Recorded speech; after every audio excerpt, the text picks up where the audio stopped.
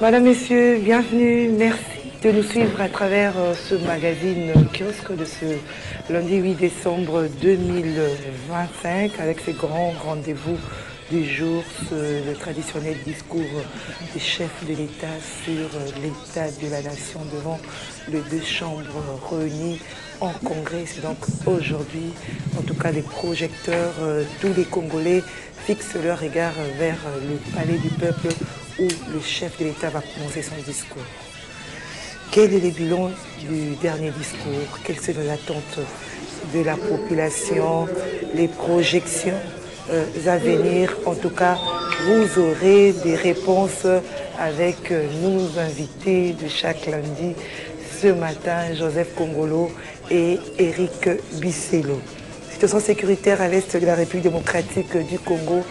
En tout cas, la situation se dégrade malgré la signature de l'accord de paix entre la République démocratique du Congo et le Rwanda. Il y a eu un communiqué des forces armées de la République démocratique du Congo vendredi.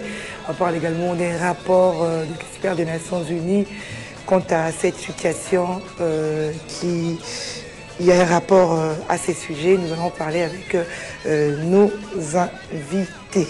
Eh bien, nous allons revenir sur la signature de l'accord de paix entre la RDC et le Rwanda avec des réactions. Certains appuient cet accord et d'autres critiquent l'accord. Vous aurez les réactions de nos invités ce matin. Eric Bisselo, Joseph Kongolo, merci de rester fidèle à votre programme Kiosque sur Canal Congo Télévision. Maître Eric Bisselo, bonjour. Bonjour Gisèle, bonjour téléspectateurs du kiosque, bonjour à mon cher ami Joseph Kongolo. Il est vrai que cette semaine débute avec son lot de malheurs, commencé la semaine précédente et ainsi de suite, pour dire qu'il n'y a jamais de nouveau, il n'y a pas d'espoir, ni à travers les gestes pathétiques de ceux qui gouvernent, ni à travers leurs communiqués, mais nous avons remarqué effectivement que la population congolaise continue à payer le prix du sang, notamment à Sangué. Nous constatons d'emblée que ce sont les populations qui subissent une fois encore les affres d'une mauvaise politique ou bien d'une mauvaise gestion des crises. Nous avons vu nos compatriotes aller vers le territoire de Rwanda et ainsi de suite pour essayer de se réfugier. Nous sommes bien entendu consternés par rapport aux pluies diluviennes qui ne cessent de prendre place sur Kinshasa. Nonobstant le fait que je n'oublie pas que la République démocratique du Congo, ce n'est pas que Kinshasa, c'est aussi l'intérieur. Malheureusement, nous n'avons pas des images de l'intérieur, mais nous avons autant de souffrances, des pertes, des drames. Et ça, je crois peut-être qu'il faut mettre en place un monitoring pour répertorier les conséquences de l'incompétence de la politique publique, des gouvernants en place, peut-être venir aussi. In fine, nous avons vu un ministre sortir dans la rue pour prendre compte du désastre, de l'incompétence de mes gestions dont ils sont eux-mêmes auteurs. Et ça, je suis à chaque fois effaré, étonné de constater qu'ils attendent les conséquences plutôt que de traiter en amont le problème. Nous sommes là, stoïques, et nous combattons ces antivaleurs, nous combattons ces trahisons, nous combattons cette déformation de la réalité et nous nous battrons jusqu'au bout. Notamment, je passe aussi un message pour notre ami et frère compatriote Kabizelo qui s'est fait enlever par des hommes, bien entendu, quand on parle du Jeep blanche et des numéros bâchés, on peut penser naturellement des services de renseignement, soit des MIEMSANR, mais on sait que c'est un simple communicateur du PPRD. Moi, je crois que tous les communicateurs, comme de l'Union sacrée, ont le droit de circuler librement sur le territoire national, de défendre leurs opinions et de parler aussi clairement qu'il est autorisé par la Constitution de la République. Nonobstant le fait que la liberté est limitée, si ces limites-là existent, c'est à travers les lois. La loi, sinon la justice. Et dans ce cas-là, c'est quand quelqu'un enfreint une loi et une action judiciaire qui est ouverte, sinon pas un enlèvement auprès des services de renseignement. Donc nous souhaitons à tous ces amis et frères qui sont en opposition, qui souffrent dans leur chair parce qu'ils ont choisi la voie de la liberté et de l'opposition démocratique, de continuer le combat parce que c'est un droit et puis parce que c'est un devoir aussi. Merci Eric Bisselo. Joseph Kongolo, bonjour. Merci. Bonjour madame, merci beaucoup pour l'invitation ce lundi. Je salue aussi Eric, je salue aussi évidemment les téléspectateurs et les auditeurs qui le suivent aujourd'hui. Juste un petit mot sur les inondations. Je voudrais dire ceci, que le gouverneur doit ouvrir un débat de société sur l'assainissement de la ville de Kinshasa. On a cru que ce sont ceux-là qui ont la chance d'être élus ou d'être élevés au rang de gouverneur ou de ministre qui ont des idées sur l'assainissement. Malheureusement, ce n'est pas le cas. Les idées sont dans la société. C'est la société qui a les idées sur l'assainissement de la ville de Kinshasa. Il organise une grande réunion avec les jeunes, les mamans du marché et des intellectuels, les mettre ensemble. Il y aura des idées plausibles pour assurer l'assainissement de la ville. Ils vont lui montrer que faire. Absolument. Parfois, les bonnes idées viennent de la base. Nous sommes dans une société. Il n'y a pas une seule personne qui est plus intelligente que la société réunie. Il n'y en a pas dans le monde. Donc, on a compris que depuis les Kimbuta, depuis tout ce temps, personne n'a réussi à assurer l'assainissement de la ville de Kinshasa. Je crois qu'aujourd'hui, il faut lancer le débat dans la société, organiser un grand atelier avec des tranches de la société, entre autres les jeunes qui vivent dans les quartiers, les mamans qui vivent dans les marchés et dans les lieux de négoce, ainsi que les intellectuels, constituer un panel pour pouvoir réfléchir en profondeur sur ce qu'il faut faire. Et moi, je pense aujourd'hui que la chose la plus importante à faire aujourd'hui, c'est de créer une entreprise publique au lieu de disperser les énergies inutilement, créer une entreprise publique d'assainissement pour la ville de Kinshasa. Et pour ça, il faut instaurer une taxe sur l'environnement. Une taxe. Chaque ménage, chaque individu a au moins plus de 2-3 kilos de déchets, d'immondices qu'il jette dans la population, qu'il jette sur la ville aujourd'hui. Il mange un biscuit, il mange une mangue, il mange ceci, il boit un sucré, un jus et tout ça. Ça, c'est individuellement, chacun doit contribuer absolument à l'assainissement de la ville de Kinshasa. Et ça, c'est valable, évidemment, pour l'ensemble du pays, là où il y a des cas d'assainissement. Donc aujourd'hui, il faut que le débat aille plus loin dans la société pour trouver des moyens qu'il faut pour terminer cette histoire d'assainissement de la ville de Kinshasa. La ville de Kinshasa n'est pas la plus grande de toutes les villes du monde, non plus. Elle n'est pas la plus peuplée non plus de toutes les villes du monde, non plus. Ok?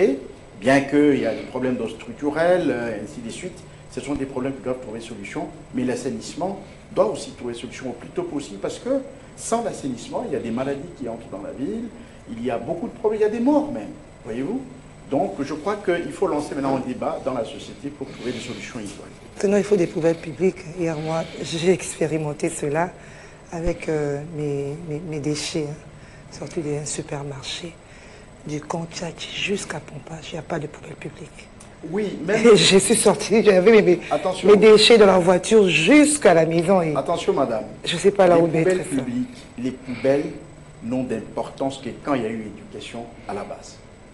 Tant qu'il n'y a pas d'éducation, moi-même je l'expérimente tous les jours, quand je suis sur 24, il y a une poubelle. Mais quelqu'un préfère, quand il termine de boire son jus, il jette mais les trajets que je vous ai tracés... Non, mais c'est ce que je veux dire. Grave. Malgré la présence de la poubelle, on ne l'utilise pas. Parce qu'on n'a pas éduqué les gens à la base. Ça, c'est un problème sérieux. Regardez dans nos réunions, quand nous allons dans les mariages. Qu'est-ce qui se passe? Regardez la salle après le mariage. C'est pas correct.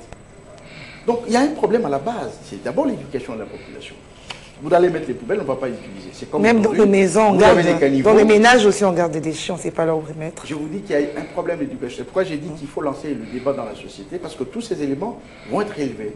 Et petit à petit, on va élaborer un planning pour l'éducation de la population. C'est tout un complexe, n'est-ce pas, d'actions qu'il faut mettre. Merci, Joseph Kongolo. Voilà. Sinon, parmi cette mise au point de la 3e région militaire, qui a démenti la prétendue chute de localité de la plaine des Ruzizi à Uvira au sud Kivu. C'est contraire aux informations qui ont circulé sur les réseaux sociaux. Voilà. Notre premier sujet, c'est les discours sur l'état de la nation que va tenir le chef d'État aujourd'hui. Et donc aujourd'hui, le rendez-vous discours, 7e discours depuis qu'il est à la tête du pays, 2e discours depuis son second mandat. Alors, quelles sont les attentes, Éric Bissel? Madame Gisèle, vous savez, des hommes conscients que nous sommes, qui avons encore ce qu'on appelle des cellules grises, des neurones, nous n'avons pas la mémoire courte.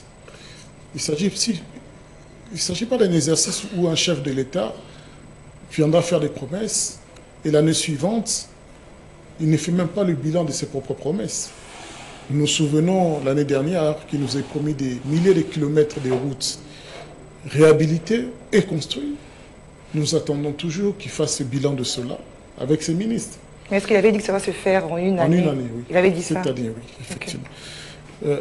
En outre, moi, sincèrement, avec ce régime et avec le chef d'État Félix-Antoine Tshisekedi, je m'attends à tout. Il peut aussi bien dire je dénonce ma signature des accords de Washington. Il peut aussi dire j'ai été possédé. Il a déjà dit dans le passé. Comme il peut aussi dire bon, je vais inviter les dialogues avec tout le monde, avec les pantins, les poupées, tout le monde. Tout est possible. Mais ce qui est sûr, c'est qu'il n'a pas les cartes en main. C'est-à-dire que ces promesses lui reviennent à la gueule comme un boomerang en permanence. Et étant donné que c'est vrai qu'il a autour de lui des partis politiques qui sont plus enclins à écouter les promesses sans attendre les résultats et à applaudir sans qu'ils voient la concrétisation, le palais du peuple est limité à un nombre de personnes qui rentrent. Ce n'est pas toute la population congolaise. Donc il va le remplir de ces fanatiques, de ces extrémistes qui applaudiront de nouveau. Mais juste dehors, devant lui là-bas, il y a des rues qui sont inondées. Les populations congolaises qui sont en train de nettoyer leurs maisons de la boue, qui veilleront à ce que leurs enfants qui étaient partis à l'école trouvent au moins le moyen de rentrer à la maison dans des bonnes conditions. Ils vont chercher un petit pain à 12 heures. C'est-à-dire la réalité, elle est beaucoup plus impitoyable que ces discours qui n'apportent strictement rien à la situation. Pendant qu'il ira faire son discours, nous avons appris qu'à Sangué, nous avons vu des images où des enfants, des femmes, des pères qui ne sont pas en tenue militaire, qui ne sont pas en armes, ne fêteront pas cette année. Nous voyons à Uvira que les Congolais ont traversé la frontière avec soit Rwanda, soit Burundi, soit même Ouganda, pour fuir la guerre. Donc, ce rendez-vous qui doit être le moment de récalibrage, de la prise de conscience, aussi le moment de la gravité que traverse la République démocratique du Congo, est devenu un moment de distraction, d'amusement, on peut tout dire sans conséquence. Et donc, en ce moment, c'est dont nous, qui sommes des consciencieux, des sentinelles de la République, avons besoin, c'est la paix. Et nous avons conscience que cette paix, Félix-Antoine Tshisekedi ne l'a pas compris. Parce que nos amis qui sont dans l'UDPS, et particulièrement dans l'Union sacrée, confondent les 30 ans de résistance du peuple congolais, 30 ans de guerre que nous avons subi mais nous n'avons pas vécu, avec leur capitulation qu'ils ont donnée au Rwanda en un coup de plume. C'est-à-dire 30 ans que le peuple congolais résiste à céder du territoire au Rwanda, résiste à ce que le Rwanda vienne piller nos ressources, eux ils l'ont donné. Et je ne sais pas par quelle magie ils s'attendent à ce que nous abdiquions, nous acceptons cette situation. Non. Et je ne sais même pas par quelle magie ils espèrent que Paul Kagame, Paul Kagame ne s'est pas engagé à retirer ses troupes, et il ne les retirera pas, bien sûr. Et je ne sais même pas par quelle magie ils attendent à ce que Paul Kagame cesse son soutien s'il devait y avoir. Ça, c'est d'accord, nous allons en parler. Nous sommes dans les discours. Mais in fine, son discours, nous sommes en train de dire que 7 ans de discours, 7 ans de promesses, année après année, sans qu'il en réalise ne serait-ce que même un tiers de ses promesses. Il ne s'agit pas ici de nous vendre une chimère, de nous vendre, parce que eux, ils confondent allègrement des discours électoraux avec des discours de l'adresse à la nation. Mais c'est une allocution qui n'appelle pas débat, donc il lui appartient de venir, une fois encore, nous faire de belles promesses, dire à ces extrémistes du DPS qu'ils ont gagné la paix Mais nous attendons toujours à partir de quand va être matérialisée sur le terrain cette fameuse paix. Nous attendons toujours de voir quel sera sur le terrain le résultat palpable et qu'est-ce que nous allons en arriver. Alors, l'accord, nous allons parler de ça. Joseph Kongolo, Eric parle du bilan des discours passés. Non, d'abord, un discours sur l'état de la nation n'a rien à voir avec tout ça. Avec le bilan? Oui. Le discours sur l'état de la nation, en fait, je n'aime pas du bilan en général. Sur l'état de la nation, le président parle de l'année en cours. Il ne parle pas de son bilan à la présidence de la République. L'année finissante. L'année finissante, c'est l'année 2025. C'est pourquoi la Constitution a préféré que le président passe devant le Congrès chaque année. C'est sur l'état de la nation. Quel est l'état de la nation cette année 2025? Alors, comment Eric parle des promesses de route? S'il vous plaît. Ils ont détourné l'exercice. Madame, s'il vous plaît. Je vous parle de ce que signifie un Ce que ça discours sur l'état de la peut être. nation. D'accord? Oui. C'est le président de la République. En tant que chef, il doit dire à la nation dans quel état se trouve la nation cette année 2025. C'est ça le discours sur l'état de la nation. C'est pourquoi la Constitution a instauré ça chaque année. C'est différent d'un discours de politique générale. Quand le président est investi, il présente ce qu'on appelle un discours de politique générale. Ça veut dire il présente son projet de société. C'est différent des discours sur l'état de la nation. Sur l'état de la nation, il commence au mois de janvier. Qu'est-ce que la République se présente? Sous quelle forme? Sur le plan économique, sur le plan politique, sécuritaire, sur le plan social, pendant l'année 2025. C'est ça l'objet de ce discours.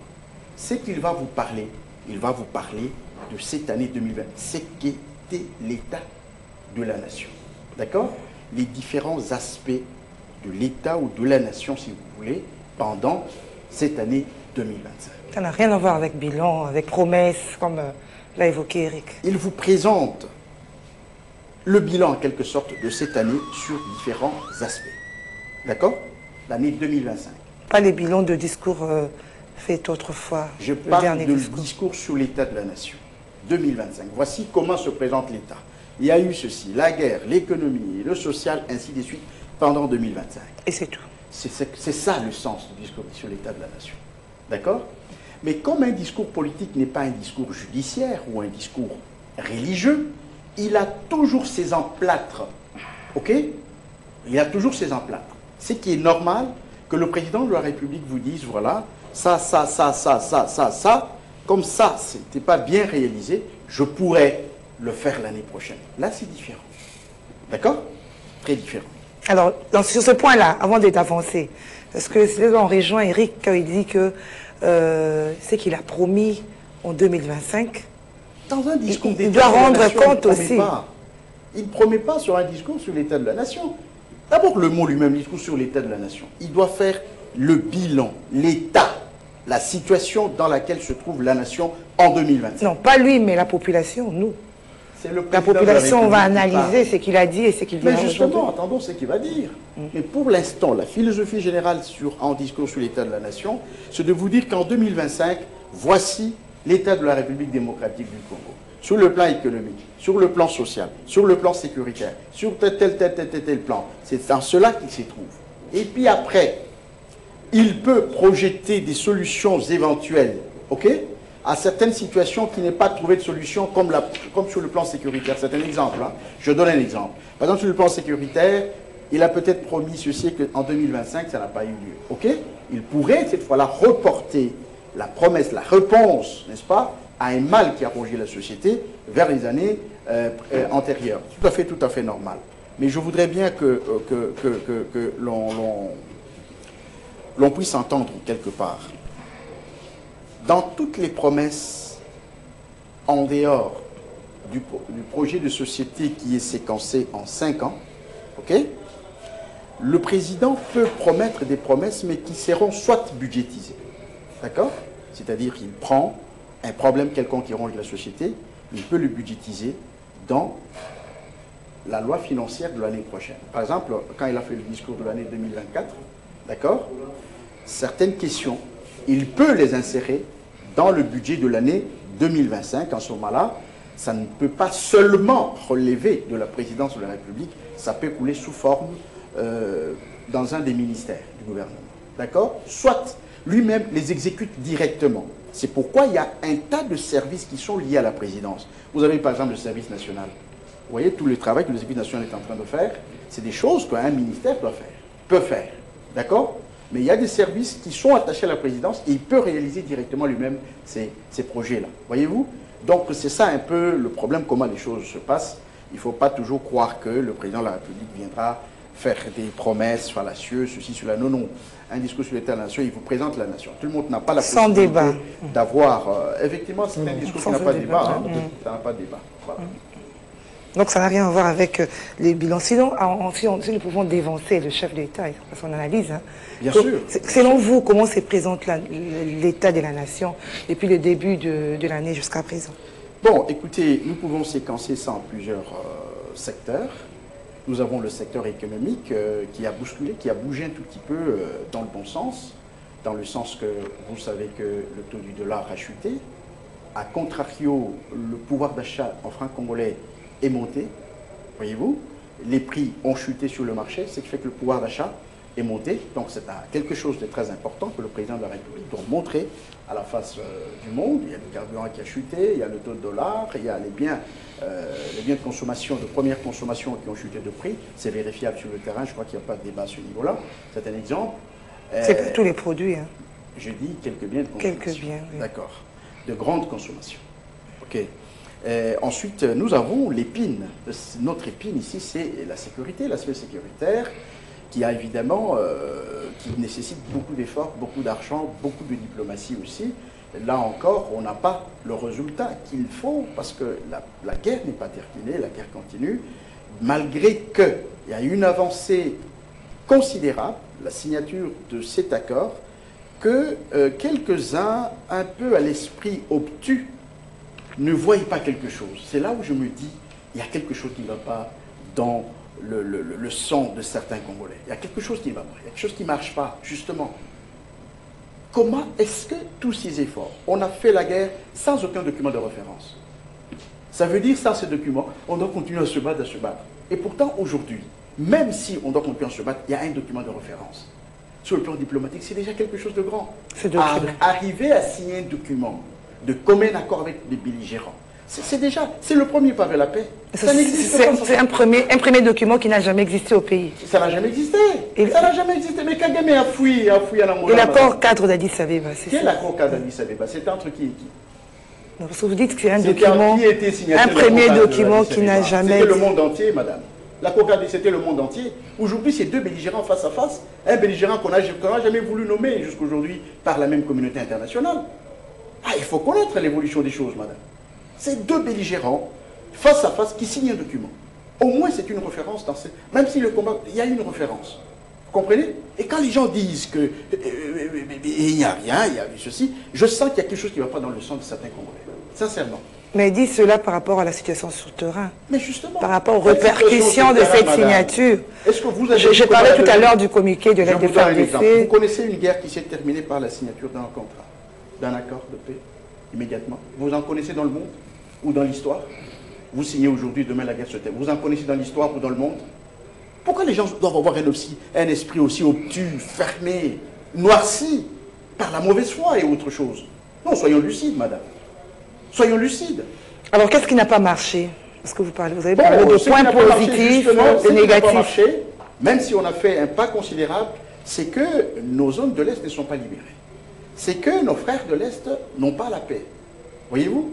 Là, c'est quelque chose qu'il faut signaler, que malgré les efforts qui ont été faits, effectivement, il y a eu une avancée en ayant un document de référence, mais malgré ça, la guerre n'est pas terminée, les souffrances non plus ne sont pas terminées.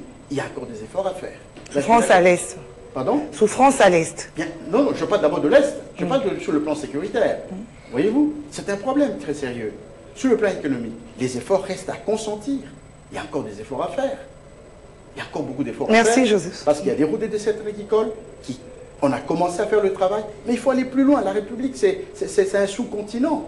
Il y a encore beaucoup d'efforts à faire. Vous savez, ces routes de dessert agricole qui constituent le nœud du développement de la République démocratique du Congo aujourd'hui, c'est depuis vers les années 70 qu'elles n'ont jamais été réflexionnées. Depuis les années 70. Je dis bien depuis vers les années 74, on n'a jamais réparé une seule route à l'intérieur de cette territoire. C'est comme ça qu'on a tué l'économie, notre agriculture. Donc aujourd'hui, au moins, il y a des efforts qu'on a consentis pour pouvoir ouvrir ces routes et essayer un peu de créer une économie intégrée à l'intérieur de la République. Merci. Alors, Éric Bisselo, Joseph Kongolo a quand même retenu ce qui n'a pas marché. De votre côté également, vous pouvez quand même relever les points positifs de l'État de la nation. Joseph Kongolo oublie que sous Joseph Kabila, les routes ont été construites. C'est de cette agricole, vous en connaissez? Oui, c'est faire preuve de mauvaise foi. C'est où, dans quelle province? C'est faire de mauvaise foi. C'est faire preuve de mauvaise foi. Non, dites-moi. Donc, si vous me dites que pendant 18 ans, les routes n'ont pas été construites... Je vous pose la question, c'est dans quelle province? Moi, je peux vous ramener tout un bouquin qui va vous dire, très livre par livre, et page par page, les routes qui ont été construites. Et même, on peut même parler de cette route qui part de Kinshasa jusqu'à Kikwiti. C'est pas Tshisekedi qui l'a construit. Ce n'est pas une route de dessert agricole. Je crois qu'on ne faisons pas la confusion. Ce n'est pas une route de dessert agricole. La numéro 1 n'est pas une route de dessert agricole. J'étais au développement rural. Je commence juste, je parle des routes. On va commencer par là. J'étais au développement rural. Où? Quelle route? Pourquoi est-ce que je vais passer mon temps à vous répondre alors vous niez l'existence pendant 18 ans qu'il n'y a une route? Je connais la route numéro 1 n'est pas une route de moi je ne vous parle pas de la route. Je vous ai dit simplement que vous dites qu'aucune route n'a été construite, c'est faux. Les routes de je parle des routes de dessert agricole, je crois que j'ai précisé. Ça a été construit. Moi je vous le dis, ça a été construit. Bon, il serait peut-être mieux de passer d'abord par le développement rural, justement. Je vais à l'intérieur. De prendre à la fois depuis Bitakura tous les projets qui ont été amenés, vous allez voir les résultats. Bitakura a tenté de mettre de l'eau à allez-y, Éric. Créer des problèmes, cette eau n'a jamais coulé dans les routes. Vous savez, je suis étonné d'entendre quelqu'un qui va dire que oui, ça va. Mais je ne sais pas s'il nous parle En fait, je ne sais pas cette confusion qu'ils attendent des Congolais d'admettre une absurdité totale. Le pouvoir d'achat des Congolais a baissé. Quand vous parlez de la sécurité, il ne faut pas juste nous parler de la guerre à l'Est. La sécurité est à Kinshasa. La sécurité est à l'intérieur ici, à l'entrée de Kinshasa, chez Mobondo. La sécurité est partout sur le territoire national. De quoi vous me parlez? Pendant une année ici, vous savez combien de villages ont été ensevelis par des bouilles, par des pluies? Qu'est-ce que le gouvernement central a fait en Bandaka? Qu'est-ce qu'on a fait? Soyons quand même sérieux. Ce n'est pas parce que vous sortez de chez vous, vous voyez quelques engins qui sont en travaux, vous dites que ça va mieux. Vous nous parlez de baisse de dollars. Et les conséquences, ça a été quoi? Les baisses de pouvoir d'achat. Les conséquences, c'est... Oh là là. Oui, c'est ça, les baisses de pouvoir d'achat. Il faut certaines réalités. Je vous donne un exemple concret, puisque le monsieur veut faire l'intelligent. Exemple concret. Moi, j'ai 10 $. Quand je le change, j'ai 30 000 francs. Avec 30 000 francs, je fais des courses conséquemment à 30 000 francs. C'est ce que je fais. Aujourd'hui, le dollar vaut 20 000 francs. Avec 20 000 francs, je n'arrive pas à faire ce que je faisais avec 30 000 francs. Ça veut dire quoi? Mon pouvoir d'achat a baissé, non? C'est conséquence, non? C'est évident, non? Non? Toi et moi, nous parlons ici. Tu as les poches pleines? Non. Vous, on parle ici, vous savez comment le transport de quinoa tous les jours pour se déplacer pour le travail. Est-ce que ça a changé quelque chose en 7 ans depuis que Félix Tshisekedi est arrivé? Cette masse qui quitte Changou, qui faut arriver jusqu'à Zandoa-Pied, ça a changé quelque chose? Et maintenant, ils rentrent même à pied, puisqu'il n'y a pas de transport.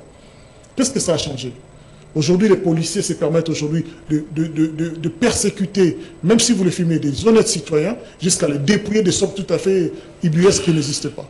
De quoi vous me parlez? De quelle sécurité vous me parlez? De quels travaux, de quels chantiers vous me parlez? Finalement, on est en train d'essayer de reconstruire Gombe pour les bourgeois, les nouveaux bourgeois de Gombe et de Limité, mais Kinshasa ne se résume pas à Limité et à Gombe quand même. Soyons sérieux. Vous voulez qu'on reconnaisse quoi? Si les Congolais, particulièrement les Kinois, ne reconnaissent pas parce qu'ils vivent la souffrance chez eux.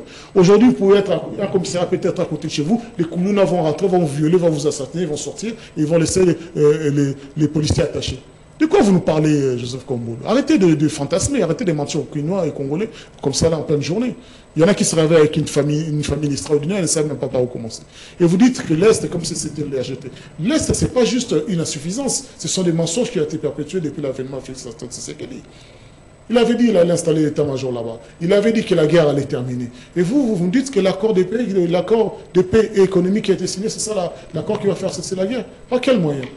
Kinshasa fait la guerre avec M23, FC23. Kinshasa fait la FC. L'accord économique, je n'ai pas parlé de ça. Il y a un accord économique qui est généré par cet accord de paix. C'est généré par cela.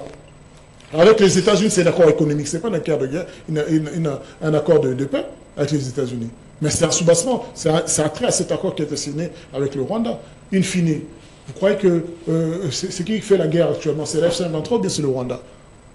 Alors, vous n'êtes pas encore parti au dehors. Attendez de partir au dehors avant d'avoir des prétentions si énormes. Puisque là, sur le terrain, vous êtes en train de reculer. Pourquoi on est en train de reculer? Les points positifs. De quoi?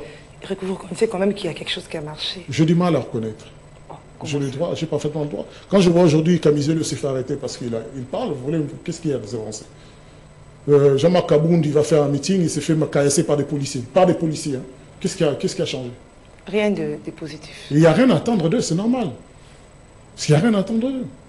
Si, ils sont de plus en plus riches, ça, il faut le reconnaître. Ils sont de plus en plus riches. Les jours où ils combattront la corruption, ils seraient les premiers à se mettre la clé, à rejoindre Makala. Donc on voit les règlements se faire entre eux.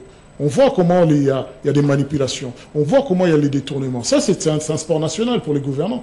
Mais elle ne vient pas aussi nous donner avec des beaux syllabes, des verbes, comme s'il y a quelque chose à changer. Donc il n'y a aucun exploit. Il n'y a aucun exploit parce qu'il faut toujours relativiser, il faut comparer. Qu'est-ce que les Kinois vivent aujourd'hui mieux qu'ils ne vivaient pas avant? Vous comparez quoi, Gisèle? Soyons quand même sérieux. Il a plu aujourd'hui, on n'arrive même pas à se dépasser. Depuis qu'eux, ils sont arrivés, d'ailleurs. Depuis qu'ils sont arrivés. Nous n'avions pas ce genre de situation, même à la fin, au départ de Kimbuta. C'était exceptionnel de voir certains cas, certains lieux spécifiques. Bon, vous voulez dire aussi, Dieu s'est tourné contre eux, il envoie des fortes pluies qu'il n'envoyait pas avant? C'est ça que vous voulez dire? Non, soyons sérieux. Au sommet de l'État, ils ont failli. Lamentablement, ils ont failli. Ils continuent à dilapider l'argent public. Moi, Kabila ne partait pas en voyage à 200 personnes pour aller l'applaudir dans des réunions, des rencontres aussi sérieuses. Ils dilapident l'argent public. Et ce qu'on amène là-bas, c'est pour regarder l'événement derrière une télé. Comme si ici, on n'a pas de Twitter, on n'a pas de TikTok, on n'a pas de télévision ici. C'est une honte. Ils vont faire à Kinshasa avec l'argent public pour faire des briefings. Combien ont été payés? Alors, vous attendez quoi du chef aujourd'hui? Qu'est-ce qu'il doit dire selon vous? En une phrase. Que j'ai été ensorcelé, que ma signature, j'ai retiré ma signature. C'est ce que vous attendez de lui, qu'il dise ça. J'espère. Et que j'appelle. Non, pas ce que vous espérez. Vous voulez qu'il dise quoi? Ben, c'est ça que je vous dis. Que j'ai été ensorcelé, je vais retirer ma signature de l'accord de Washington et j'appelle les Congolais à un dialogue national, inclusif, qu'importe. Ah, c'est ça votre attente, le dialogue. Il n'a pas d'autre aspect. C'est ça qui va résoudre... Vous savez ce que je pense, moi, en termes de stratégie? Je crois que Paul Kagame a obtenu ce qu'il voulait par le papier. Ce qu'il n'arrivait pas à avoir par les armes, il a obtenu par le papier. Ils n'auront plus besoin de Félix Tshisekedi. Aujourd'hui, ils vont envoyer l'F-23 arriver à Kinshasa pour dégager le pouvoir de Kinshasa. C'est ça que je crois. D'accord. Vous voulez passer un mot? Oui, juste un petit mot. Je sais que parmi les choses qui ne marchent pas, il y a des efforts substantiels qui ont été faits par ce gouvernement, mais il y a un peu une sorte de désarticulation entre certains secteurs. Vous voyez, dans le secteur financier, il y a eu un assainissement partiel où le dollar a chuté de prix, ainsi de suite, les biens commencent à chuter, mais il faudra aussi aller plus loin. Il y a par exemple le transport, parce qu'apparemment c'est ce qu'il a réclamé ici, il parlait de courses. Il y a par exemple le transport, il faudra que les autorités attitrées arrivent, n'est-ce pas, à harmoniser en fonction, n'est-ce pas, des standards économiques qui existent dans le pays. Et c'est effectivement des choses qui ne marchent pas, c'est cette sorte de coordination, cette sorte d'harmonisation, une politique harmonisée. Donc ça donne une apparence d'une désarticulation de l'économie et du politique, alors qu'en réalité ça doit constituer un bloc. Là c'est un problème. Les souffrances, le banditisme, je voudrais dire ici que moi je suis politique. Je ne suis pas un monsieur ramassé dans la rue, j'ai fait les sciences politiques de manière authentique et je suis dans la recherche. Madame, il n'y a pas un pays. La République, avec nos Koulouna ici, parfois ceux qui viennent d'autres pays se moquent de nous. Ils nous disent que nous n'avons pas de violence dans notre pays. Je ne dis pas que ce n'est pas de la violence, mais je vous dis que les Koulouna que nous avons à Kinshasa, ce sont des gens qui ont faim, voyez-vous, qui ont besoin d'avoir de l'argent pour manger. Ce sont des gens qui ont faim, simplement. C'est facile à les maîtriser. Ce sont les affamés. Ils cherchent de l'argent pour manger, pour boire. C'est tout simplement ça. Nous n'avons pas une violence, une véritable violence dans ce Mais pays. ils tuent. Madame, laisse-moi te dire. C'est moi qui parle. Allez-y. Ils ont faim. Ce qu'ils cherchent, c'est de l'argent pour manger. Cela dénote déjà la facilité qu'il y a à pouvoir résorber cette violence urbaine. Mais allez en Afrique du Sud, allez aux États-Unis, vous avez appris que Trump lui-même, il a mobilisé l'armée américaine, les Marines, pour lutter contre la violence urbaine.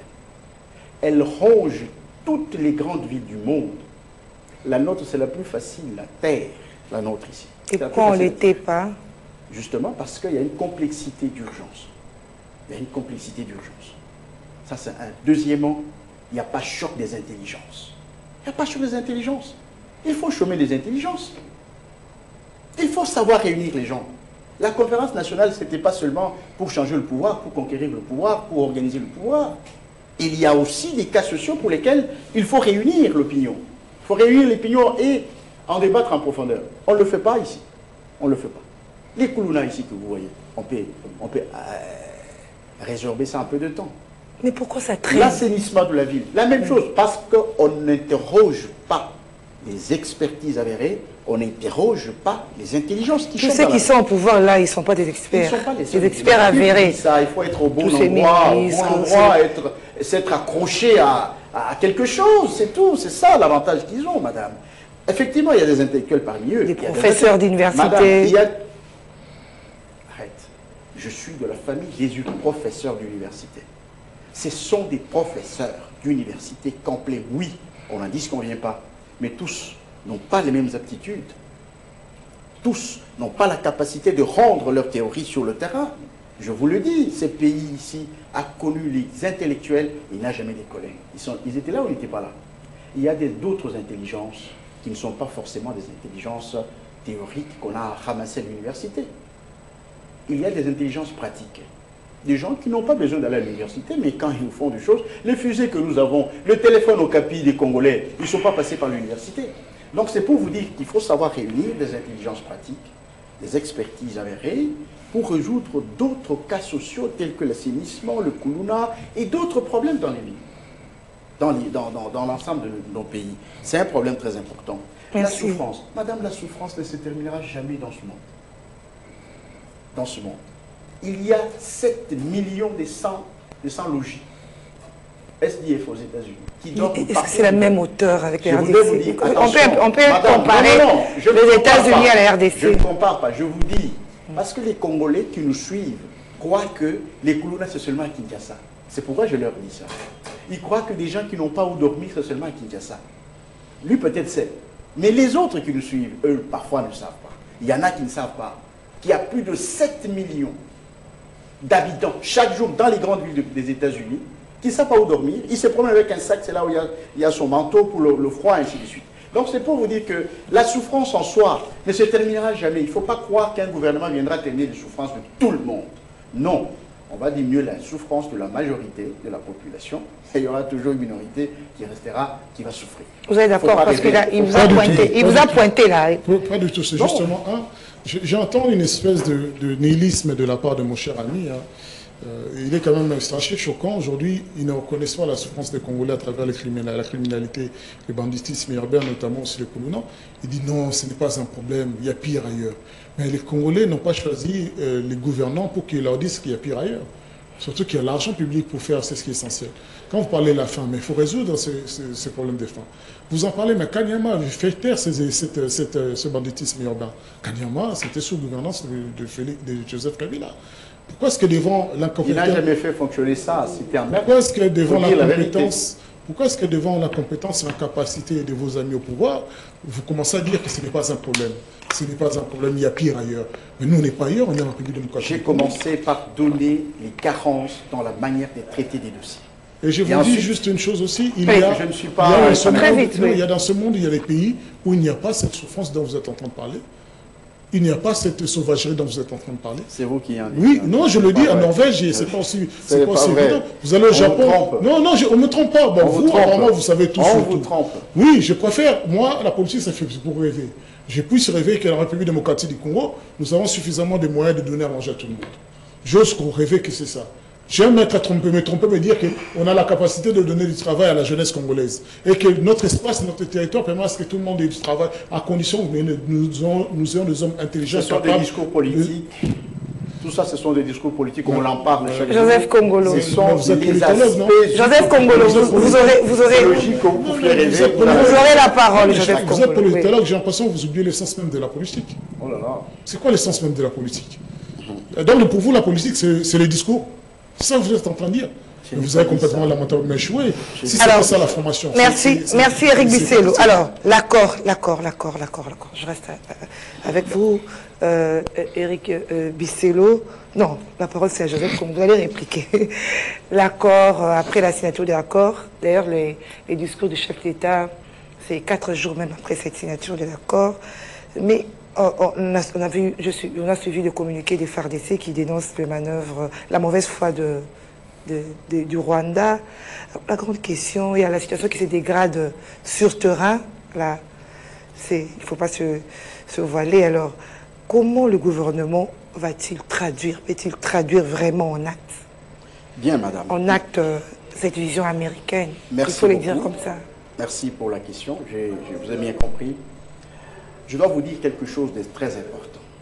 Là encore, je suis étonné, éberlué par certains esprits, apparemment lucides, mais quand ils parlent des accords, je les sens dominés par le sentiment que par la raison. Très malheureusement. Des professeurs d'université, des intellectuels, des leaders politiques, sociaux, ainsi de suite. Je les sens qu'en eux, il n'y a qu'un effort d'objectivité. Un effort d'objectivité. Seulement un simple effort. Malheureusement, il n'y en a pas. Donc, c'est plus le sentiment qui prévaut. Et ça, c'est regrettable, particulièrement pour ceux qui s'appellent leaders politiques, leaders d'opinion, intellectuels, universitaires. Deux fois, on ne sent pas la lucidité. La lucidité et la recherche de l'objectivité dans leur. D'abord, la première chose, madame, c'est qu'il faut savoir, c'est que en signant cet accord, le Rwanda a été forcé par la notoriété du médiateur à signer cet accord. Trump. Oui. Le Rwanda est allé à cause de la notoriété du médiateur. La preuve, c'est que les mêmes choses, on devait les signer il y a une année. En Angola, il a brûlé la politesse à son ami, à son homologue. Donc, si le Rwanda est allé signer cet accord, la notoriété du médiateur. La pression. Hein. Oui. Ça dit que la notoriété, ça veut dire que l'honneur et le poids du médiateur, ok? On peut dire qu'il est allé malgré lui. C'est ce que je suis en train de vous dire, c'est malgré lui qu'il est parti. Pourquoi? Parce qu'il est habitué à ramasser gratuitement les minéraux au Congo. D'accord? Gratuitement. Et l'ancien régime lui a donné tout cet espace pour exploiter les minéraux. C'est comme ça qu'on nous ment, nous ici, que Kabila nous a laissé 145 territoires. Kabila, il a fait ceci, il a fait cela. Non, il a cédé quelque chose. Ah, quand Félix est venu, le M23 n'était pas opérationnel. Non, c'est parce qu'on leur a donné ce que leur mentor voulait. Et je vous rappelle que même le gouvernement ne pouvait pas mettre pied dans le No Man Land. Le gouvernement en place ici à Kinshasa ne pouvait pas mettre pied là-bas. Donc c'était déjà une véritable organisation déjà de fait. Alors, lui là, on lui dit non, tu n'auras plus la main libre sur ces terrains où depuis 30 ans, tu pouvais prendre comme tu veux à tout moment. C'est à toi maintenant qu'on veut interdire de ramasser ces minéraux. Désormais, il faut passer par la ville de Kinshasa, par le pouvoir de Kinshasa, pour avoir accès, payer aussi les redévances, payer les impôts, payer le droit de sortie, ainsi de suite. C'est lui qui perd. C'est comme ça qu'il est parti malgré lui. Comprenez? Donc, maintenant, dans les laboratoires de nos amis qui sont collabos, de nos amis ennemis, c'est-à-dire M23, Kagame, Kabila, Katumbi, et ainsi de suite, leur travail, c'est de saper ces accords. Ils veulent, d'entrée du jeu, saper, casser ces accords, provoquer la République démocratique du Congo pour qu'ils repliquent et qu'on dise que les accords n'ont plus lieu d'être. C'est ça, en fait. C'est une provocation, c'est un piège. C'est pourquoi je vous ai dit, les accords, toutes ces choses, ce sont des choses très sensibles. Quand on n'a pas des intelligences stratégiques éclairées, on ne saura pas. Là, c'est une provocation pour montrer que, voilà, cet accord n'était pas le bon. C'est-à-dire qu'on provoque parce qu'il n'y a pas de contrainte. Parce qu'il n'y a pas de contrainte. Je vous dis qu'on provoque. Regardez, juste avant d'aller signer, ils ont encore fait la même bêtise. Vous vous rappelez, non? Ils ont fait la même bêtise. Ils ont attaqué par-ci, par-là, ainsi de suite et tout ça. Aujourd'hui, qu'on a signé, ils voulaient montrer à la face du monde que cet accord, parce que eux perdent dans cet accord. N'écoutez pas ce que les gens racontent. Ils vous racontent des histoires. Ils ont perdu dans cet accord. Là où ils pouvaient prendre gratuitement, ce n'est plus possible. Voyez-vous? Alors, qu'est-ce qu'ils font? Ils veulent montrer à la face du monde que cet accord n'était pas le meilleur, n'était pas celui qui convient. Eh bien, il faut le casser. C'est ça, cette provocation. C'est ça la provocation qui est en cours pour l'instant. Mais comment vous expliquez, Joseph? Madame, est-ce que vous dites qu'ils sont allés sous pression? Oui. Malgré lui, mais sur terrain, sous pression, c'est-à-dire qu'ils ont, si on peut dire ça de la sorte, ils ont eu peur de Trump, c'est ça? C'est Kagame qui a eu peur de Trump. Peur de Trump. Absolument. Mais pour continuer les combats sur terrain, là, il n'a pas peur. Bien sûr. Là, il n'a pas peur. Non, il veut montrer que le terrain n'est pas à la hauteur du bureau dans lequel nous avons signé. C'est ça le problème, madame. Il veut dire que ce que nous avons signé, n'est-ce pas, n'est pas les réalités de terrain à la face du monde. Pour casser cet accord où lui a perdu. Il veut casser ça pour qu'on reprenne les accords ou qu'on continue la situation telle qu'elle est et que lui continue, n'est-ce pas, à se servir. Madame, c'est simple à comprendre. Merci, Joseph. C'est simple à comprendre. Il faut développer votre lecture sur les intelligences stratégiques, particulièrement dans ce genre de circonstances. Vous allez vite comprendre qu'ils veulent montrer qu'il y a une inadaptation de ces accords sur le terrain. On les a signés au bureau, mais sur le terrain, les réalités sont différentes. Par conséquent, il faut un autre accord parce qu'eux ont perdu dans cette. Alors, comment vous doit réagir la RDC face à cette attitude du Rwanda? La RDC observe. Nous avons droit. Seulement. Attention, la première chose, c'est la chose que je ne voulais pas, c'est cette guerre défensive. Nous sommes encore dans cette guerre défensive, peut-être en attendant d'observer et d'amener notre ennemi aujourd'hui devant les faits accomplis. Comprenez? Nous sommes dans la guerre défensive, ça veut dire, ne fût-ce que sauvegarder les lignes de front. D'accord? Ça, c'est aussi de notre part peut-être une stratégie pour montrer à la face du monde que voilà le provocateur, voilà c'est lui qui a violé le... Mais on l'a déjà fait. S'il vous plaît. On l'a déjà fait assez. Nous avons signé l'accord. Les deux étapes sont différentes. Je voudrais que vous compreniez ça. Avant l'accord et après l'accord, ce sont deux situations différentes. Nous pouvons reprend à zéro. Différemment. OK? Donc ils veulent montrer que l'accord n'est pas cohérent avec les réalités de terrain et qu'il provoque. Nous observons. Nous observons. Mais j'ai refusé, moi personnellement, qu'après la signature de l'accord, ça sera la fin de la guerre défensive. Il faudra, chaque fois une provocation, il faut aussi attaquer. C'est comme ça qu'on va équilibrer les forces ou les rapports des forces sur le terrain. On ne va pas rester à faire une guerre défensive. Je crois que la signature de cet accord nous donne à nous aussi la possibilité que chaque fois quand il y a violation du cessez-le-feu, qu'on puisse repliquer. Voilà. Éric Bussello, comment traduire cet accord en actes? Et comment, quelle doit être l'attitude de la République démocratique du Congo face à cette provocation, cette mauvaise foi du Rwanda? Je suis quand même un peu interloqué. Je veux dire, il y a eu en juin l'accord de paix entre la République démocratique du Congo et la République du Rwanda qui a été signé par le ministre des Affaires étrangères. Cet accord est parti au Rwanda et en République démocratique du Congo. Ici, on n'en a pas fait débat. Le Parlement s'en est pas saisi. Quand on est parti au Rwanda, ça a fait débat, ils en ont parlé et ils l'ont signé, ratifié. Il faut se donner rendez-vous pour aller entériner cet accord. Le mot entériner, dans l'ignorance de mes amis qui sont ici, non notamment, dont aujourd'hui Joseph Kongolo emprunte d'une ingénuité assez incroyable, dans leur ignorance, entériner pour eux, ça veut dire apporter des amendements. Je n'irai pas signer cet accord si on ne met pas ceci. Ce n'est pas vous qui disiez ça, il n'y a pas ça. Je n'irai pas signer cet accord si je n'ai pas garantie de cela. Mais c'est vous qui avez fait des accords, non? C'est vous qui l'avez rédigé. C'est quand même drôle. Ce sont ceux qui criaient ici matin, midi, soir, je n'irai pas signer cet accord si ceci.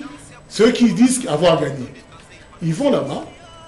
Les images ne mentent pas. Hein. Nous avons vu ceux qui étaient contents de que les accords soient signés. Il y en avait un qui paraissait un peu déboussolé, pour ne pas dire. Il ne savait même plus ce qu'il faisait là. En retard surtout. Ce n'était pas Trump. Ce n'était pas Kagame. Eux, ils savaient ce qu'il en a retourné. S'ils savaient ce qu'il en retournait, ils ont vendu ce qu'ils devaient vendre. Ils les ont amenés là où ils devaient les emmener. Et c'est faux de dire que cet accord, c'est ça qui devait être signé au Rwanda. Ce qui était prévu au Rwanda, c'est que vous parlez avec la FCM23, vous aviez refusé. Aujourd'hui, vous parlez avec eux au dehors. Donc, c'est Paul Kagame qui a obtenu ce qu'il a toujours demandé. Et vous dites avec une certaine innocence, incongruité même de dire, aujourd'hui, Paul Kagame va demander l'autorisation à payer des taxes pour prendre des minéraux. C'est marqué où? Alors, vous ne m'avez pas compris. Vous l'avez dit, vous avez dit qu'aujourd'hui, cela obligerait Paul Kagame à payer des taxes, à demander. Vous l'avez vu ça où? La compréhension d'une déclaration, il faut le mettre dans le contexte. J'étais dans le contexte que désormais, après cet accord, quand on va restaurer les choses, il n'aura plus la liberté de venir piser comme il le faisait gratuitement. Vous l'avez compris. Vous l'avez compris. Moi, je vais vous aider. C'était ça le contexte. Non, ce que j'ai dit, c'est ce que vous aviez dit. Vous essayez aujourd'hui d'essayer d'arrondir les ongles. Mais je vais vous aider. Ce que vous venez de faire avec cet accord. Hier, l'Union européenne, le Parlement européen, hier, il y a quelques temps, sanctionnait le Rwanda parce que le Rwanda vendait sur le territoire européen les minéraux de Kinshasa, de la République démocratique du Congo. Comment est-ce qu'on sait que c'est les minéraux de Kinshasa? Parce que chaque pierre a une identité moléculaire. On sait par la chimie, par la science que telle pierre vient de tel lieu spécifique. Donc c'est pour cela qu'on sait que les minéraux vendus par le Rwanda viennent de la République démocratique du Congo. Il a été sanctionné, il a été indexé. Mais aujourd'hui, nos amis disent toutes les pierres que le Rwanda est en train de ramasser aujourd'hui, ça ne souffre plus de contestation puisqu'il a accès légalement. Il n'est pas partie prenante pour l'exploitation et la vente. Est-ce que vous comprenez ce que ça signifie d'abord? J'ai l'impression que vous faites un peu la confusion. C'est moi qui fais la confusion. Oui, vous faites la confusion. C'est moi qui fais la confusion quand vous dites que vous partagez. L'accord sur une économie intégrée signifie quoi? Ça signifie quoi? Aller prendre les minéraux du Congo, aller les vendre? Qui va les traiter? C'est pas le Rwanda? C'est pas le Rwanda qui a les... Où est-ce que ça a été dit? Mais papa. Ils viennent d'intégrer Rwanda sur l'aspect économique par rapport aux minéraux. C'est quoi? Le Rwanda aura aussi accès à ces minéraux. C'est ça qui dit l'accord. L'exploitation, c'est quoi? Non, arrêtez de contourner les angles. Je n'ai pas besoin de votre explication. Allez-y, je vais vous répondre. Non, j'ai pas besoin de votre explication. Ce que j'ai lu, c'est que vous avez lu. Allez-y. Vous savez mieux que moi. Ok, soyez calme. Non, je n'ai pas besoin de comprendre. Essayez de mentir à ceux qui ne savent pas lire et n'ont pas compris. Ceux qui n'ont pas lu. Moi, vous n'avez pas besoin de me convaincre. Vous avez donné accès aux minéraux dans la République du Congo, au Rwanda et aux États-Unis. Et ça veut dire quoi? Ils vont extraire. Et vu qu'on n'a pas la technologie et à la fois l'industrie nécessaire pour les traitements, ça va être traité où? Comme d'habitude au Rwanda. Parce qu'au Rwanda, nous avions construit, Félix Tshisekedi avait signé un accord de traitement de l'or avec le Rwanda à son arrivée au pouvoir. Mais ce sont ces genres de traitements qui vont commencer. On va faire du Rwanda le hub des minéraux de la République démocratique du Congo. Et grâce à quoi? Grâce à l'autorisation de l'État congolais devant le témoin qui est les États-Unis, de dire que non, on partagera nos minéraux ensemble. C'est ça que ça veut dire. C'est ça qui a été dit dans l'accord. C'est ça qui a été dit dans l'accord. Il a beau l'interpréter comme il veut, c'est autre chose. Maintenant, ils viennent aussi nous dire non, nous avons ce qui se passe sur le terrain, c'est la mauvaise foi. C'est pas la mauvaise foi. Ce qui se passe sur le terrain n'engage pas la FCM23. Ils l'ont dit, ils l'ont redit, c'est pour ça, vous savez, des pour parler avec eux au dehors. Ceux qui sont en train d'opérer aujourd'hui une offensive militaire, c'est la FCM23. Il a dit que ce que vous faites aux États Washington ne nous concerne pas. Donc vous avez déjà commencé avec, en signant déjà 2 protocoles sur les 8 avec la FCM23 et que pour l'instant vous n'avez même pas encore respecté. Allez, retournez, finissez de signer ces 8 protocoles, mettez-y avec un cahier de charges, comment opérer et faire respecter ces protocoles et vous allez voir que les choses iraient beaucoup mieux sur le terrain. Mais vous êtes donc quand c'est là, il n'y aura pas de changement sur le terrain. D'ailleurs, vous avez vu l'essentiel de revendications de Kinshasa avec le Rwanda sur cet accord. C'est le retrait des troupes rwandaises qui sont là pour des mesures dites défensives. Et ces troupes rwandaises, ils ont dit, on est là pour traquer la FDLR. Donc vous voyez bien que ça n'a rien à voir. Ça n'a rien à voir. Et d'ailleurs, il y a un rapport des Nations Unies qui dit quoi? Que malgré la présence des troupes rwandaises sur la République démocratique du Congo, ça persiste. Et en plus, ce qui persiste encore, la coopération entre l'armée de la République démocratique du Congo et de FDLR, le nouveau rapport des Nations Unies. Avec quoi, comment on va sortir de cette situation? Comment va-t-on sortir de cette situation complètement rocambolesque? C'est-à-dire que ce qui étaient nos bourreaux hier, nos agresseurs conformément à la résolution 2673, nous les avons absolus. On a dit aujourd'hui que ce sont des coopérateurs économiques, ils ont des forces défensives avancées pour pouvoir maîtriser les terroristes de la FDLR avec qui nous collaborons. Vous comprenez un peu que dans la tête de ceux qui gouvernent, ou bien les amis de Congolo, quand ils s'asseyent et réfléchissent, donc la solution, selon vous, viendra que dans les pourparlers avec l'FC 23. Mais ça fait partie, malheureusement, ce sont des situations inextricables dans lesquelles ils s'enfoncent. Comment voulez-vous confier à Eric Prince la défense du territoire à l'Est, en recrutant des mercenaires sud-américains? Comment voulez-vous arriver à maîtriser un Américain de surcroît? C'est-à-dire qu'aujourd'hui, vous êtes non seulement lié avec Trump et les États-Unis par des accords qui nous laissent complètement, qui nous laissent pour l'instant pas toi, parce qu'on ne sait pas ce qu'il en retourne, mais aujourd'hui, Félix Tshisekedi ne peut même pas faire un retour en arrière, il ne peut même pas reculer. Et aujourd'hui, l'offensive de la FC 23, pourquoi est-ce que ça devient de plus en plus exigu? Par de simples raisons qui sont un objectif maintenant clair, de gagner un maximum de territoire, ou bien quitte à arriver à Kinshasa, ils vont arriver. Mais l'objectif ici, c'est de maximiser les territoires avant la destination, le protocole définitif de peu entre Kinshasa et M23.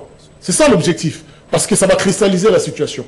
Mais aujourd'hui, au lieu de nous parler de ce que vous aurez dû faire et que vous n'avez pas bien fait, vous nous dire c'est ce que vous avez fait qui nous conduit dans une situation complètement contraire de ce dont nous avons besoin. Vous avez introduit l'insécurité en République démocratique du Congo.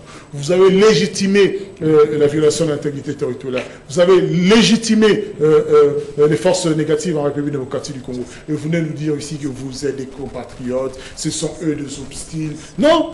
Dans quel pays il existe une force étrangère à l'intérieur sans notre propre approbation? Mais ce force dit, je resterai jusqu'à ce que... Dans quel pays démocratique... Merci Eric. On termine avec Joseph Kongolo. Vous êtes d'accord quand il dit que l'accord est déséquilibré? Madame. Ça donne une prime au Rwanda. C'est ce qu'il a dit en résumé. D'une économie, accord économique, d'une économie intégrée à l'Est. C'est ce qui est important que les gens sachent ce qu'il suit. Si lui ne veut pas. Alors, une économie intégrée, c'est quoi? Madame, une économie intégrée n'a pas commencé avec Kagame. Une économie intégrée à l'Est a commencé depuis le cas de la CPG. C'est là où on a construit un barrage en République démocratique du Congo pour donner du courant au Burundi et au Rwanda. C'est là où nous avons le gaz méthane sur le lac Kivu et nous devons l'exploiter ensemble. C'est là où nous avons comment on appelle Virunga, le parc de Virunga qui traverse la frontière vers l'Angola, vers le Rwanda, pardon. Quand il y a guerre ici, vite les animaux traversent, et quand il y a la paix, les animaux reviennent. Donc, tous ces éléments qui sont à l'Est, ce sont des éléments que nous partageons avec le Rwanda. Vous comprenez?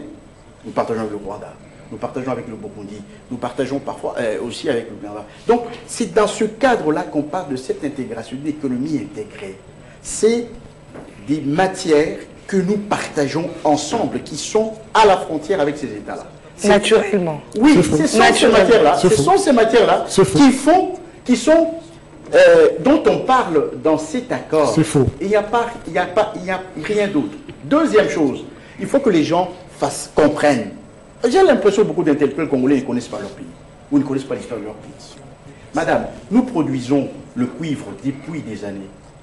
Est-ce que nous avons des entreprises de transformation au Congo? On n'en a pas. On exporte des puits. Des puits, on exporte le puits du Congo. Le cobalt. Des puits, on exporte le puits du Congo. Le cobalt. Le zinc. Le magnésium. Le germanium. Tout ça, on exporte. Les terres transformées sur place. On exporte sans les transformer sur place. Pourquoi aujourd'hui, pour réfléchir sur cet accord, les gens vous disent que, oh voilà, on va produire ici, on va aller transformer au Rwanda. Écoutez, si le propriétaire de l'entreprise, où est notre problème? Parce que notre cuivre, on ne les transforme pas sur place. Où est notre problème? Notre problème, c'est on exploite, on perçoit nos dividendes, on prend nos impôts, on fait tout ce qu'il faut. Le reste, c'est pas notre problème. Mais on peut exporter ça à l'étranger. Et si on allait faire ça en Tanzanie, où est notre problème?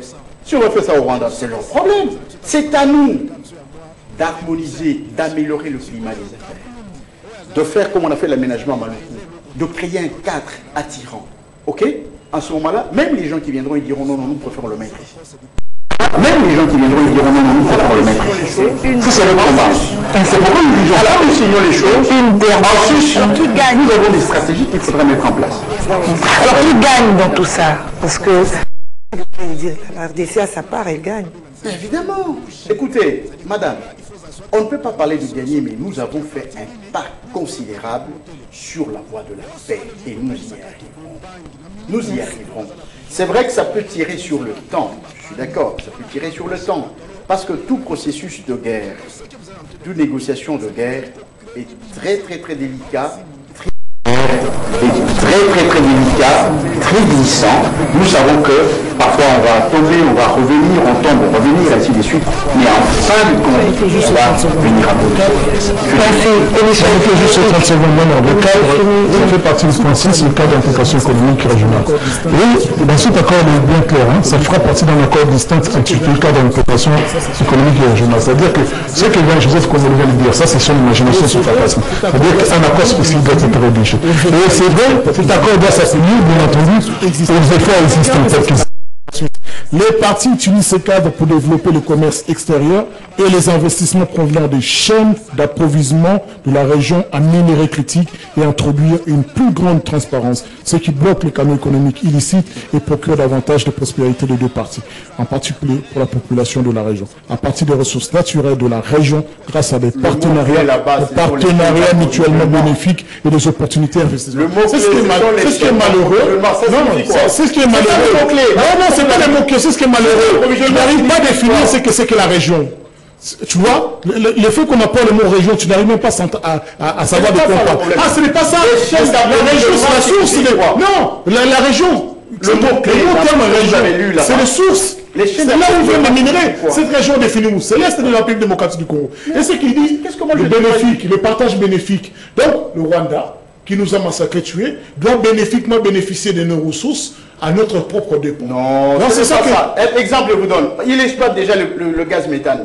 Vous savez ça? Et alors? Vous savez ça? Et alors? Depuis longtemps? Et alors? Mais alors, c'est ça qu'il faut coordonner pour que ça ne soit pas l'objet de guerre. C'est ça. Ah, parce que nous sommes en guerre pour les... Non, ce n'est pas pour ça. Pour les industriels, alors pourquoi... Papa, il y a CIGL, non? Il y a des organismes qui existent, non? Qu'est-ce que vous avez fait au sein de ces organisations? Les organisations régionales. Les organisations régionales. Qu'est-ce que vous avez fait? Au fin de cette obligé de comprendre le texte au même moment. Voilà l'intelligence. Vous avez votre l'intelligence, c'est qu'on voit notre évoluer industriellement, exploiter effectivement la gaz. Nous n'avons pas la capacité. Nous, on fait seulement piller notre propre pays. Non, nos dirigeants ne font que voler notre propre pays. Eux n'ont que ça. Eux, ils exploitent ce qui nous appartient. Eux n'ont que le gaz. On n'a pas l'intelligence de dire mettons en place des industries pour transformer. On va le faire. On va le faire, mon cher. L'émission est finie. Le gaz. Merci à vous. Nous en avons plusieurs. Merci. Le gaz, il faut l'en laisser. Ce n'est pas une chose. C'est pour ça qu'il faut laisser. C'est la nature. Joseph Kongolo. Non, laissez-les les tuer, prendre des richesses. Il viendra un temps pour le faire. Nous avons le même ça. Ça, c'est pour les livres. Avec la allez dire ça, c'est qu'ils sont tombés. On va le faire. Ceux qui sont en train de mourir, ils se mettent pas qu'ils ont besoin de la paix. Non. L'interprétation de ces accords est... Malheureusement, nous allons poursuivre le débat. Joseph Kongolo. Position, je ne sais Joseph Kongolo, de toutes les façons, s'il vous plaît. vous avez une... L'opposition partie prenante. S'il vous plaît. Non, pardon. Vous n'avez jamais été ici, s'il vous plaît. Joseph Kongolo. Vous ne comprenez pas les textes correctement. Merci. Ah, d'accord. Il viendra un temps où vous le comprenez alors. Mieux que vous. Merci. Vous le comprenez. Il dit que vous le comprenez. Mieux que plusieurs autres. Mais ça s'appelle le djihadisme, ça on connaît. Non, je n'ai pas de désaccord, je ne parle pas de quelqu'un. Permettez-moi de prendre la parole. S'il vous plaît. S'il vous plaît. On comprend pas, on attend Éric Bissello. On a pas besoin de comprendre. Ça vous ressemble pas, vous deux. On veut voir la paix. S'il vous plaît. On veut voir la paix. C'est vous qui faites des sentiments. On veut voir la paix. Je suis d'accord. En attendant, les Congolais sont en train de mourir. Merci à vous. Merci Éric. Merci Éric Bissello. Mais les 10 millions de morts, ce n'était pas sous Félix. Hein. Merci Joseph Kongolo. Non. L'émission est finie. Éric Bissello. On va commencer par Félix. Merci à vous. J'ai des annonces. C'était sous qui? C'est l'objet S'il vous plaît. Les 10 millions, c'était sous qui? L'émission est finie. Ah, c'était pas Mobutu. Merci Éric. Non. Quand les Rwandais sont entre pays, pour